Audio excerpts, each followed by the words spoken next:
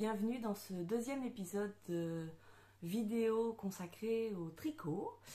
Moi c'est Florence, alias Flo du Var sur Ravelry et sur Instagram.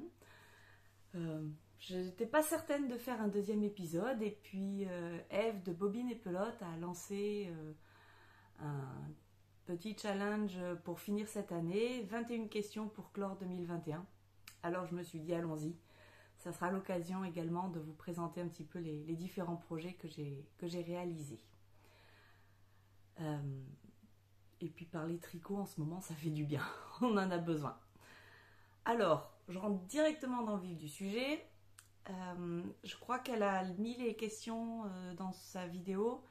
Si je peux, je les remettrai en dessous. Et comme ça, on peut partager chacune notre petit bilan 2021. Alors, première question, comment ça va créativement? Eh bien, c'était une année où j'ai eu davantage d'échanges. Il faut savoir que ça fait à peu près 12 ans que je tricote, mais je suis toute seule dans mon coin à parler aiguille circulaire et Ravelry. Donc, c'est la première année où je rencontre davantage de monde. Il faut dire que j'ai déménagé au Québec aussi et que ça aide. Et donc, plus d'échanges, moins de couture, parce que j'en fais un petit peu. Et j'ai pris conscience de ce que j'avais en stock, de mon stash, qui n'est pas énorme, mais le fait d'avoir déménagé m'a fait faire un peu de tri. Donc, tout va bien pour attaquer 2022. Combien de projets tricot? Je crochette pas, donc combien de projets tricot en 2021? 21. Et ça fait 14 km de laine. Voilà. Il y a eu des gros, des petits. J'ai été très... j'ai bien noté à chaque fois mes projets, les quantités de laine et tout ça. J'ai été très assidue cette année. Et donc, je sais où j'en suis maintenant. Le premier projet 2021 et le dernier projet 2021, eh ben c'est le même, mais pas pour les mêmes personnes. Il s'agit du col Snuggle Israel de je ne sais plus qui. Je vous le marquerai. Je marquerai en principe, je marque tous les projets en dessous. Donc c'est un gros col doublé que j'ai fait en janvier dernier pour mon chéri, puis puisqu'il partait au Canada, et qu'entre-temps je me suis fait pour moi au cours de l'année et que je fais pour ma fille maintenant. Donc j'en profite pour vous le montrer, il est là, mais je ne l'ai pas fini.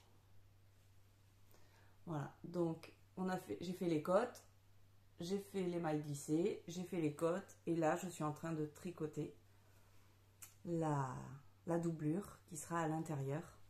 Donc c'est un col très très chaud. Je le fais un peu moins haut que ce qui est préconisé parce que il tient bien tout seul, donc il n'y a pas besoin qu'il monte indéfiniment. Donc, premier et dernier projet, c'est le même patron, au moins il a été rentabilisé. Question numéro 4, combien de grosses pièces? 3,5? 4? Alors, je les ai apportées puisque ça me permet de vous montrer ce que j'ai fait. Le premier gros projet, ça a été le gilet Kerry de Marie-Amélie Design. Voilà. Que j'aime énormément. Gros gilet doudou. Donc lui, il m'a bien occupé une partie de l'année. Deuxième gros projet que j'ai fait, c'est le pull secret. Voilà. Que j'avais fait dans une laine Nord de Drops et Kid Silk de Drops avec un petit fil glitter, toujours de Drops. Voilà, petit pull noir basique que j'aime énormément. Troisième projet, c'est pour ça que je dis et demi, c'est le pull Xiris de je ne sais plus qui non plus, mais c'est un pull d'été, il n'a pas de manche. Alors je ne sais pas si on peut le considérer comme une grosse pièce. La première fois que je tricotais un pull d'été. Et le quatrième, c'est celui-là. C'est... Alors à la base, c'est le patron du pull Silverleaf de longue avec Anna. Voilà, avec ça. Ses manches en dentelle, resserrées au poignet. Et son corps, je vais tout vous faire bouger. Tout en jersey. La seule chose, c'est que quand le patron du pull est sorti, j'ai eu un coup de cœur. Je l'ai tout de suite acheté. Et à l'usage, je me suis rendu compte que en gilet, c'était mieux. Je mettais davantage de gilets en ce moment. Et je ne savais pas que le gilet allait sortir plus tard. Donc, ce que j'ai fait, je me suis servi du pull et je l'ai transformé en gilet. C'est-à-dire que j'ai pas rejoint ici, j'ai pas rejoint pour tricoter en rond, j'ai tricoté en aller-retour. J'ai rajouté des pattes de boutonnage. J'ai juste changé l'encolure qui était à la base en I-cord. Et là, je l'ai fait en cotte parce que je la trouvais trop dégagée. On est dans un pays où il fait froid, hein. Faut pas avoir froid à cet endroit-là. Donc voilà, je l'aime énormément. Et c'est un vrai doudou. Donc voilà, 4 pièces et demie. Non, 3 pièces et demie ou 4, comme vous voulez. Question 5, combien de châles? Eh bien 4 aussi.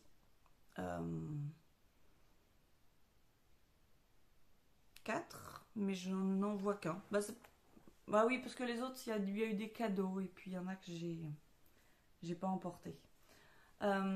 Dont le dernier que je vous avais présenté dans ma vidéo sur les châles, qui est le Exploration Station de Steven West. Voilà. Que j'aime beaucoup. Question 6, combien de paires de chaussettes? Question 6, 6 paires de chaussettes. Alors en réalité, il n'y a que 2 patrons de chaussettes. Et toutes les autres, ce sont des chaussettes toutes simples en jersey avec des laines autorayantes. Voilà. Ah si, mais non, je les ai pas prises. J'essaierai peut-être de mettre une photo.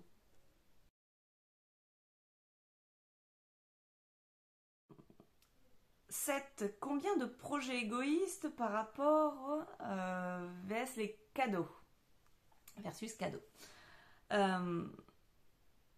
15 projets égoïstes et 6 cadeaux. J'ai été agréablement surprise, je pensais avoir le tricot plus égoïste que ça cette année.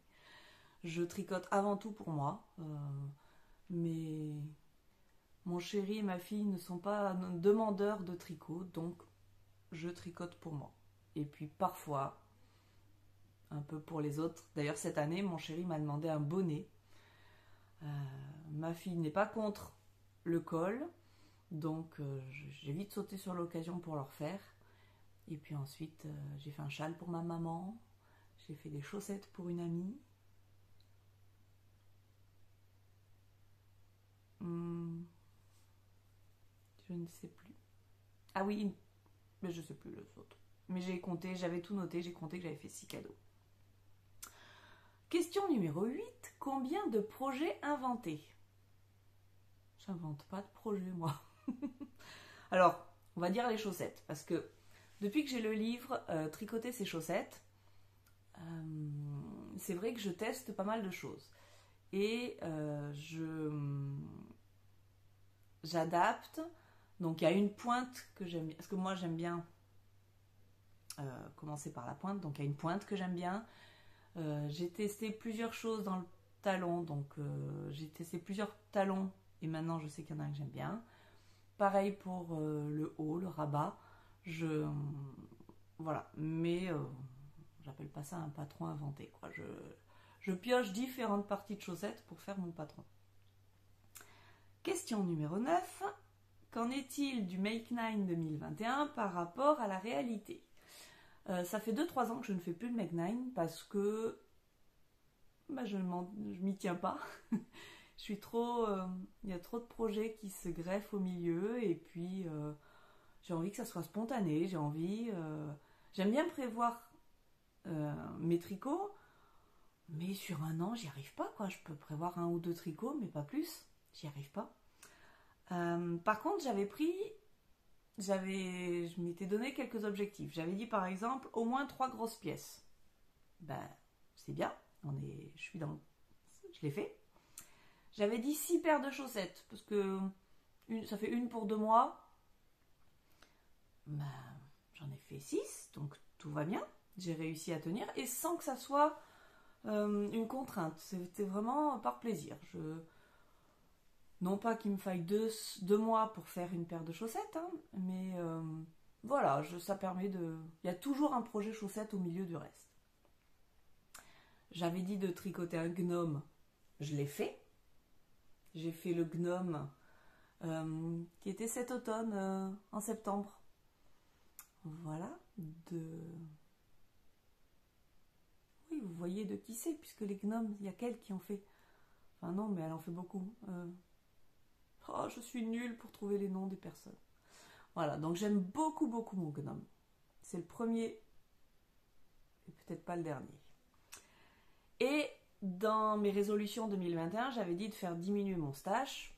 C'était le cas, un petit peu. Je pense que pour 2022, je ferai pareil. Ça met moins de pression. Question numéro 10. Ton événement laineux préféré? Il n'y en a pas eu. Bon, faut dire qu'on a déménagé au cours de l'année, donc ça a un peu changé nos projets. J'avais dit que si on déménageait pas, j'irais à Lyon. J'y suis allée il y a 2 ans, 3 ans, pour la première édition, au Nitit. J'avais adoré. Vraiment, j'avais passé 2 jours extraordinaires, de voir la laine en vrai, enfin, c'était magique. Et j'avais dit que si on déménageait pas, on irait. Initialement, il devait être au mois de mars, donc c'était pratique. Là, j'aurais pu y aller, mais repousser en octobre, c'était pas gérable, puisque j'étais plus en France. Question 11. Ton année sur les réseaux sociaux? Je découvre. Je suis très peu présente sur les forums Ravelry. J'y arrive pas. J'arrive pas à prendre du temps pour aller discuter sur les forums. Je préfère tricoter. Je ne sais pas tricoter en suivant une conversation sur les forums. Donc, je ne suis pas du tout présente sur les forums Ravelry. Par contre, je tiens mes projets un peu plus à jour. Parce que c'est quand même pratique de pouvoir retrouver les informations après. Davantage présente sur Instagram. C'est le côté facile, prendre une photo, faire des liens. Je suis davantage présente. D'autant plus qu'il y a eu quelques challenges, mais c'est la question d'après. Donc j'ai participé davantage. Et puis j'ai fait une vidéo YouTube. Ouh. Je sais pas, ça m'amuse. Il n'y a pas beaucoup de vues, mais ça m'amuse, ça me fait passer du bon temps. Voilà. Question numéro 12, mon challenge préféré. Je vois une multitude de challenges, mais j'y arrive pas. J'arrive pas à m'y tenir. J'ai commencé toujours en suivant Eve de Bobine et Pelote, le CAL Retour aux sources. Donc au début, c'était trop bien, j'ai réussi, j'avais fait plein de projets, j'étais motivée, tout ça. Et puis un challenge comme ça sur l'année, voilà, il s'est passé trop de choses cette année pour que je puisse être assidue à ce challenge. Par contre, j'ai été beaucoup plus assidue à son challenge Knit Autumn Challenge, parce qu'il était beaucoup plus court. Sur 3 mois, c'est quand même plus facile. Et puis c'est un challenge qui comportait des projets variés. On a pu...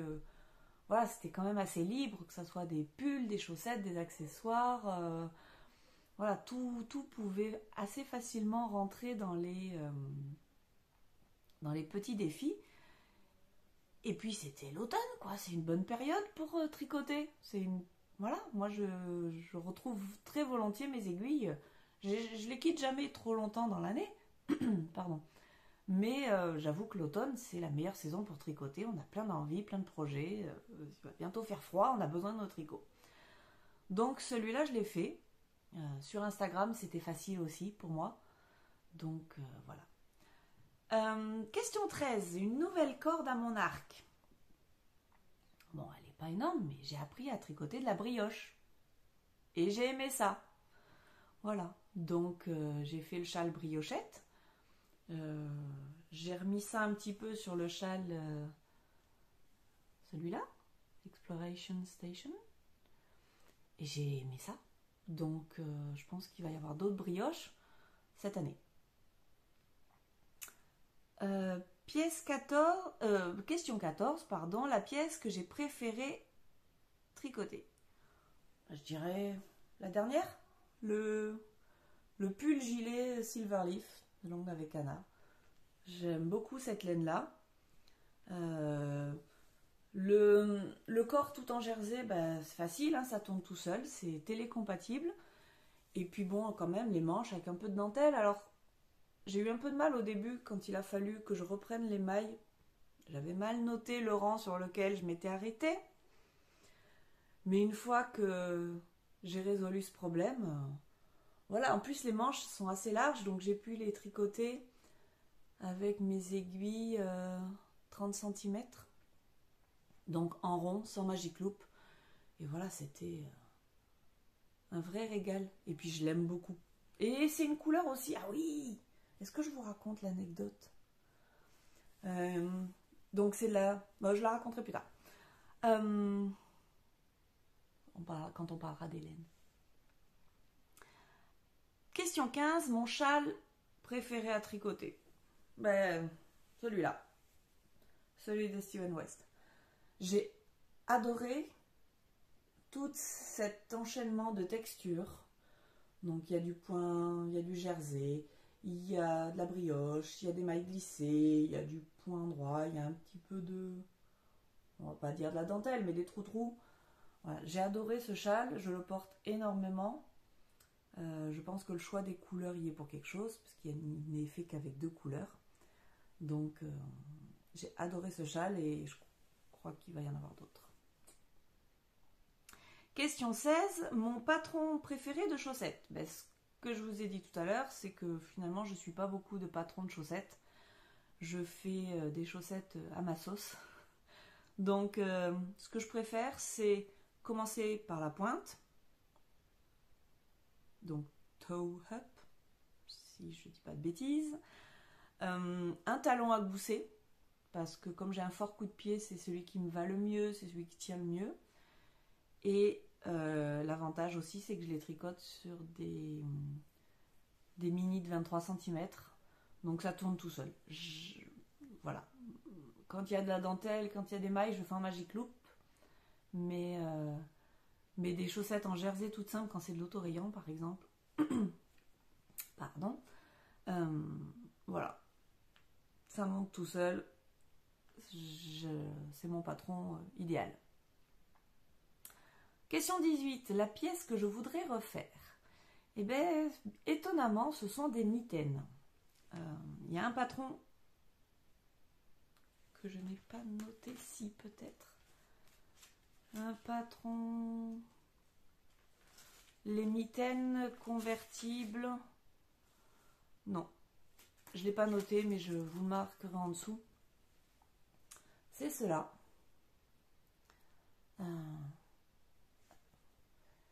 Et c'est un patron qui m'a réconcilié avec les mitaines. Il faut savoir que je suis au Québec, donc j'ai absolument besoin de mitaines. Voilà. Elles ont été tricotées dans un mélange laine et yak que j'avais acheté dans les Pyrénées il y a 2 ans. Voilà. Donc, j'adore ce modèle. J'ai fait la version convertible parce que moi, des mitaines fermées, j'en ai déjà une paire, mais je me sens empotée quand j'ai des mitaines. Je suis coincée, j'ai besoin de mes doigts. Je ne sais pas faire quelque chose. Et d'un autre côté, il fait froid. Donc cela, c'est idéal. Ça ferme bien. Ça tient bien au chaud. C'est facile de sortir. La seule chose que j'ai modifiée dans le patron, c'est que j'ai pas fermé le pouce. Parce que j'ai besoin de mon pouce. Je ne sais pas faire. Je pense j'en referai. Puisque finalement, c'est un accessoire que j'utilise énormément. Peut-être que le modèle que je vais refaire, je fermerai le pouce. Parce que même si je me promène souvent comme ça, bon, il a un petit peu froid des fois. Sur le volant, il a un peu froid. Mais voilà, j'aime énormément ce modèle. C'est ça tient très chaud et c'est parfaitement compatible avec la vie de tous les jours. Tu as besoin de sortir ton téléphone, ben, tu sors tes doigts aussi. Voilà, tu as besoin de fermer ton manteau. Voilà, quelque chose. Moi, je ne sais pas fermer mon manteau avec des mitaines. Et puis, ça m'évite de les enlever, de les remettre. Donc, les mitaines convertibles, c'est l'idéal. Ah bah du coup, j'ai répondu à la question 18 en même temps. Parce que c'est la pièce que je voudrais refaire, justement. C'est mon accessoire préféré, question 17. Et c'est la pièce que je vais refaire. C'est même pas que je voudrais, c'est je vais les refaire. J'ai la laine pour. Voilà. Dans l'accessoire préféré aussi, il y a un bonnet. Mais ça, j'avais pas besoin de venir ici, parce que j'aime beaucoup les bonnets. C'est le bonnet Ambrose. Oula, il est flashy. Oh. C'est un bonnet tout simple, en cote 1-1. Mais, voilà, c'est tout simple, efficace. Ma fille m'a demandé... ma fille me récupère celui-là qui était le mien. Mon mari m'en a demandé un, qui est fait aussi. Voilà, c'est un bonnet, ça tient bien chaud aux oreilles. Et j'adore ce modèle. Simple et efficace. Question 19. Ma laine préférée en 2021. Ou ma base préférée. Alors, c'est pas une super laine, mais je crois que c'est la première année où j'ai tricoté un mélange Drops Nord et Kid Silk de Drops aussi. Le mélange Kid Silk et Nord, d'ailleurs c'est le mélange que j'ai utilisé pour ce pull. C'est le mélange que j'ai utilisé pour mon pull secret et pour un châle aussi. Je trouve ça très doux. Alors j'ai pas eu l'occasion de tester beaucoup de mohair. J'arrive pas à mettre un énorme budget dans la laine non plus. Et je trouve que la Kid Silk de Drop me convient tout à fait et a un très bon rapport qualité-prix. Donc voilà, j'ai trouvé ça. Et puis ça reste fin, ça reste doux. Je suis pas très sensible pour la laine.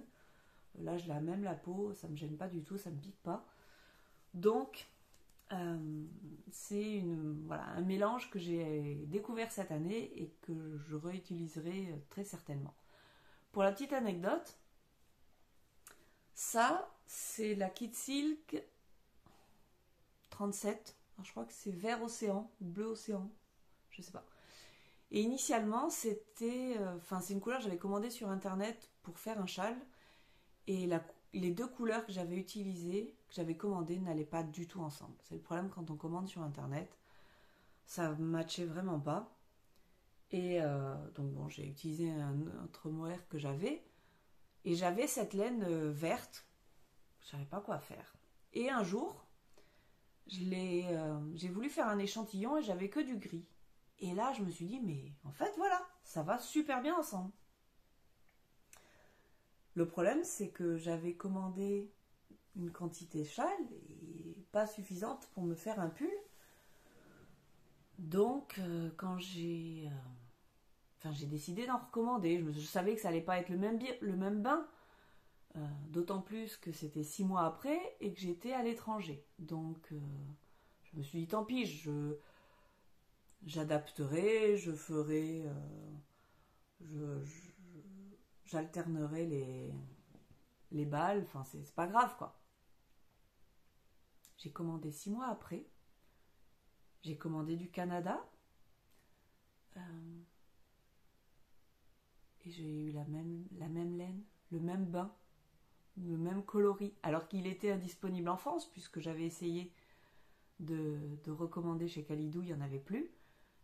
Et là, à 5000 km, 6 mois après, je tombe sur le même bain. Waouh! J'aurais dû jouer au loto ce jour-là. Donc j'ai pu faire mon gilet. Et j'en suis très, très contente. Ça fait un vert kaki que j'aime énormément. Toutes les infos d'ailleurs des couleurs sont sur Ravelry parce que j'ai fait attention de tout noter. Question 20, mes teinturiers préférés. Alors, je commande pas beaucoup de laine chez les teinturiers. J'ai pas eu l'occasion. Sur internet, ça me tente pas. On n'a pas les bonnes couleurs, c'est pas évident. Voilà. Je voulais quand même vous parler des laines que j'ai découvertes en arrivant ici au Québec. Alors, je n'ai pas fait énormément de commandes, mais je suis trop contente. Déjà, le Père Noël, moi, il m'a apporté de la laine biscotte, parce que je louchais sur les laines biscottes autorayante pour les chaussettes. Donc, il m'a apporté ça. Ça s'appelle Splatch, en bissoc. Voilà. Il m'a apporté ça. Bon, j'avais guidé le Père Noël, hein, faut pas croire. Ça s'appelle Carousel. Voilà. Il m'a apporté ceci, qui s'appelle Minnesota. Minnesota. Et il m'a apporté celle-ci qui s'appelle Mon pays, c'est l'hiver. Voilà. Donc, je les aime beaucoup. On va voir en les tricotant ce que ça va donner, mais j'aime beaucoup. Elles sont toutes douces. Ça, c'était ma première découverte. Désolée pour le bruit. La deuxième découverte, ça s'appelle les laines du quartier. Donc, c'est toujours des laines, je crois que c'est à Montréal, ça. Et j'avais acheté ça et ça. Alors, je m'attendais à ce que ça soit un peu plus gris. Bon, c'est voilà, toujours le problème d'acheter de la laine sur internet. Mais voilà, ces deux-là. Donc c'est de la DK et ça s'appelle la laine du quartier. Et c'est très doux. Ah, c'est peut-être à l'envers ça. Mais je maîtrise pas encore. Hein. Voilà, donc ça c'est une très belle découverte. Ça va sauter sur mes aiguilles incessamment sous peu. Et la dernière découverte, qui est en fait la première, j'aurais dû commencer par celle-là, c'est de la laine Fibrelia que j'ai utilisée pour mon châle et qui est très agréable. Et en fait, j'aime beaucoup parce qu'ils ont des... il y a des nuances. Mais si c'est à l'envers, vous n'allez rien voir. Donc Fibrelia, Cassou, Marbelousse. Ça, c'était le coloris Europa.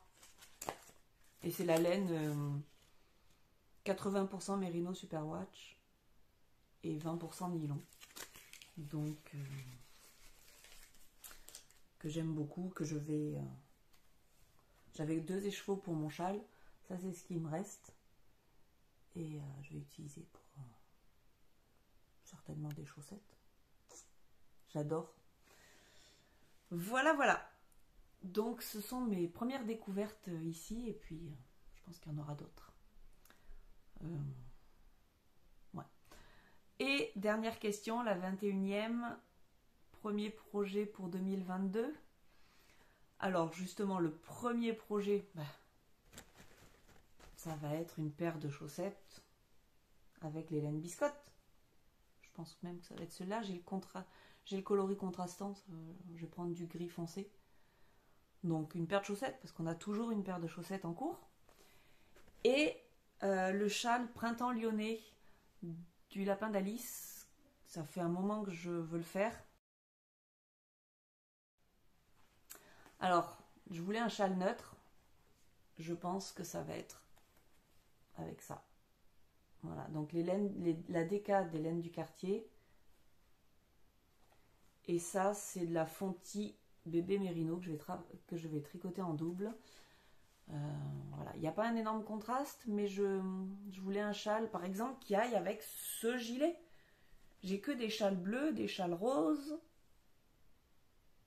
Donc peut-être que voilà, même si ça... Mais si, ça ira. Il faut que j'arrête de me poser tout le temps des questions. À un moment, faut se lancer. Donc le châle Printemps Lyonnais du lapin d'Alice. Après, j'ai quand même des projets à finir. J'ai le col pour ma fille. Elle va en avoir besoin en janvier. Et je suis en train de finir de tricoter. Enfin, finir. J'en suis qu'à la première. Ça s'appelle les mardis torsades. du livre Tricoter ses chaussettes, qui m'a donné beaucoup de fil à retordre. Il a fallu que je les recommence 3 fois avant de trouver la bonne taille. Mais maintenant que je suis partie, voilà. Mais ça, je vous en parlerai peut-être dans une prochaine vidéo quand elles seront finies. Voilà. Donc 2 projets à finir et 2 projets à commencer. Ça s'annonce bien pour 2022. Bon, et vous? Vous allez répondre à ces questions? Ça serait bien d'en savoir un petit peu plus, de faire plus ample connaissance. J'ai hâte de voir tout ça. Sinon, je vous souhaite le meilleur pour 2022. Ça peut pas être plus difficile, je pense. Je vous souhaite de prendre soin de vous, de prendre soin de vos proches. Et puis voilà, on se retrouve peut-être en 2022 si Eve lance d'autres projets.